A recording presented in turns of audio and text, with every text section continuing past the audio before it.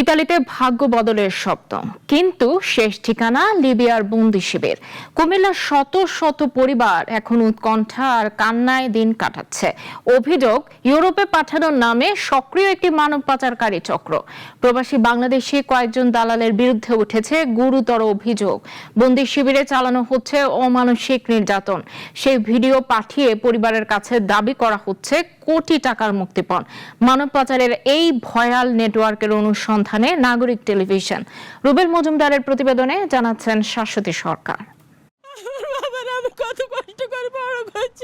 বিদেশে গিয়ে উচ্চশিক্ষার স্বপ্ন দেখেন হাজারো তরুণ, আর সেই স্বপ্নকে পুঁজি করে সক্রিয় রয়েছে আন্তর্জাতিক মানব পাচারকারী চক্র।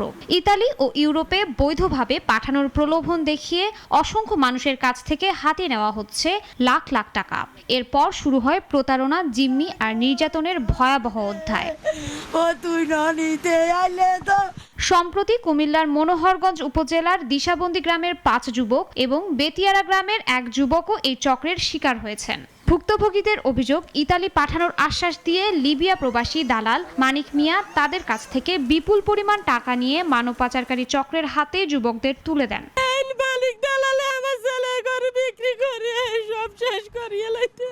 পরিবারের দাবি, প্রতিজনের কাছ থেকে 18 থেকে 20 লাখ টাকা নেওয়া হয়, কিন্তু ইতালির বদলে তাদের আটকে রাখা হয়েছে লিবিয়ার এক বন্দি শিবিরে। সেখানে প্রতিদিনই চালানো হচ্ছে শারীরিক নির্যাতন। সেই নির্যাতনের ভিডিও ও অডিও পাঠানো হচ্ছে পরিবারের কাছে। দাবি করা হচ্ছে মুক্তিপণ। ভিডিও পাঠায় এর মাছ দিয়ে ঠাস করে মাছ দিয়ে হাত ভর ব্যাগ মানে লাফাইতে থাই ও মাগো করেছি বেল দি ফিডে, রড দি ফিডে, আনের সাদা সাদা ওই স্টিলের পাইপ দি ফিডে, ইয়ার হরে আমনের নখ কুড়া লাইছে। একদিন কইতেছে আমু তো নখ কুড়া লাইছে।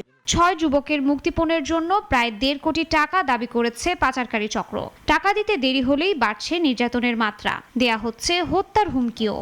মানিক দালালে 20 লক্ষ টাকা হাতে নিছে, এখন সে বেশি লাইছে মাফিয়ার হাতে, এখন 30 লক্ষ টাকা চাইতেছে। ওনাদেরকে মাফিয়াদের হাতে তুলে দিয়া মারধর করতেছে, মা বাপদের কাছে আপনার মুক্তিপণ চাইতেছে, টাকা দিত।